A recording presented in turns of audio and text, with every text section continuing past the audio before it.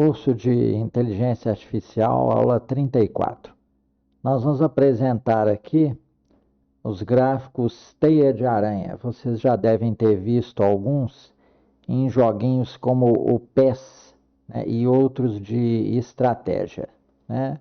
Como que é esse gráfico? Vou colocar aqui grande, só para vocês verem. Eu tive que fazer o desenho à mão, tá? Porque demoraria muito tempo para pegar uma ferramenta gráfica e fazer esses ângulos aí. Então, esses são os parâmetros da nossa escolha de moradia, escolha de imóvel, tá?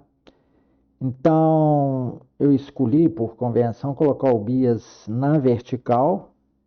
Aqui não estão as coordenadas negativas, né? O zero de todos seria aqui, né? Só para manter a uniformidade. Então, o negativo desse eixo nós poderíamos colocar aqui, mas a gente sempre dá um jeito de fazer todos os parâmetros, né? Inclusive o bias, se der, positivos, para começar de uma coordenada comum, o zero. No caso, o bias, como está vertical, nós poderemos fazer valores negativos, como muitas vezes precisaremos que ele seja negativo para compensar o modelo, tá? Então, escolhemos os mais importantes à direita, né? Proximidade de escola, do trabalho e comércio. Eles ficam como se fosse aqui numa direita diagonal, tá? E a área do imóvel, que não é tão importante, colocamos para a esquerda. Correto? Vocês vão poder mexer à vontade no gráfico de vocês, ver o que fica melhor em relação à disposição, né? Então, vamos ver dois casos em que nós fizemos as tentativas, né? A simulação. Então, colocamos barulho à noite em 0, está aqui o bias zerado, tá? Colocamos a área do imóvel aqui, ó, 0,2, corresponde a 72 metros quadrados. Percurso a pé na proximidade de escola seria o coeficiente 0,275, bem como proximidade do trabalho e comércio, todos 0,275, tá? E temos esse gráfico dessa forma aqui, tá? Uma casa com telhado para dentro. Temos esse segundo caso, né, em que colocamos o bias em ponto 13, né, a área do imóvel 72, então é o 0,2, né, comércio está aqui na própria rua, ponto 275, mas proximidade do trabalho, 5 minutos de carro, bem como aqui a proximidade da escola, né, caminho do trabalho, tá? E não mais percurso a pé. Correto? Então, assim se mexem esses gráficos.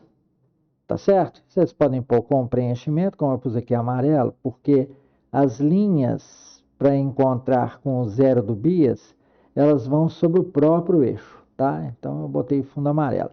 Se vocês também quiserem fazer isso aqui em relação a esse caso, tudo bem. Então, o que representa aí graficamente a escolha desses parâmetros, né? Quanto maiores, né, maior vai ser a soma, ou, como nós queremos chegar, o resultado próximo de 1 ou 1, tá? Então, quanto mais encolhido, né, mais para cá, entrando cada vez mais, ó, se fosse nessa região aqui, ó, tá? Então, estão vendo que o bias não está sendo atendido, diminuindo as condições. Correto? Então, é isso que nós queríamos mostrar desse gráfico teia de aranha. É muito útil para acompanhar a feitura das redes neurais, né? Quando nós estamos achando os parâmetros, regulando o modelo com bias e tal. Correto? Mas, né, ressaltamos que vocês têm que fazer um movimento dele, né, de forma que as figuras produzidas, por exemplo, aqui foi produzido mais ou menos um paralelogramo. Aqui, como eu falei, a casa com telhado convergente. Para quê? Para que olhando a mancha, né, 2D, um gráfico planar, porque o papel que a gente usa, a tela e tal, é 2D e no máximo 3D, né?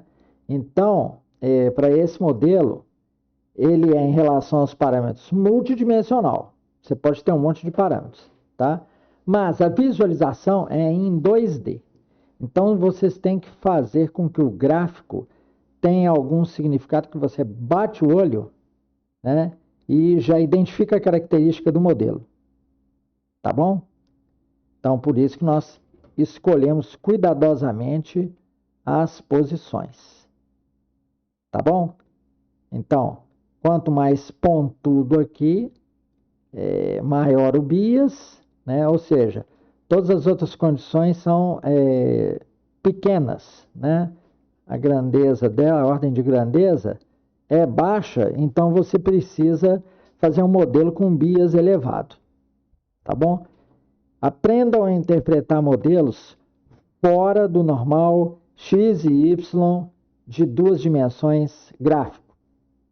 Uma das coisas que impede muito o progresso da matemática é essa necessidade da pessoa ver, né, gráficos 2D e 3D no máximo, que é o que se consegue representar, né, graficamente pela tela do computador ou por um papel, uma folha de papel, tá? No caso, o Z, que entra, né, seria aqui a área do imóvel, compondo junto com proximidade do trabalho. Não, isso aqui é um gráfico do tipo teia de aranha. E vocês devem se acostumar com isso, porque se vocês tiverem 8 parâmetros, né, vocês terão aí, ó, linhas, né, 4 linhas para a esquerda, 4 linhas para a direita, né, retas, né, como se fossem vetores. Pensem mais vetorialmente do que graficamente, né? Eu repito, a matemática não progride muito porque as pessoas só conseguem pensar em 2D e no máximo 3D. Passou desse número de dimensões, né, o aluno que já não entende direito 2D e 3D, ele trava, tá? Mas nós temos que formar uma geração que entenda parâmetros multidimensionais e esse tipo de gráfico, ou outro que a gente consiga bolar, tá certo? Então, muito obrigado pela sua atenção e paciência.